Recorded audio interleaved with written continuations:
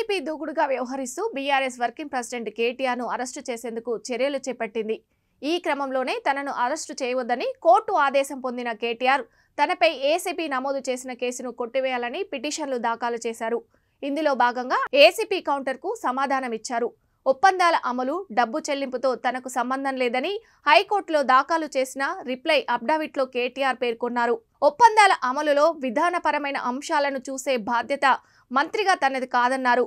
విదేశీ సంస్థలకు నిధుల చెల్లింపుపై అనుమతుల వ్యవహారాన్ని సంబంధిత బ్యాంకు చూసుకోవాలని అన్నారు. ఈ కార్ రేస్ కు ప్రమోటర్ గా బాధ్యతలు తీసుకునే ముందు చెల్లింపుల విషయంలో చట్ట ప్రకారం అన్ని అంశాలను చట్టబద్ధమైన సంస్థ అయిన హెచ్ఎండిఏనే చూసుకోవాలని తెలిపారు. 10 కోట్లు మించిన చెల్లింపునకు ప్రభుత్వం అనుమతి తీసుకోవాలన్న ఎంఎండిఏ నిబంధనలో ఎక్కడా లేదని అన్నారు.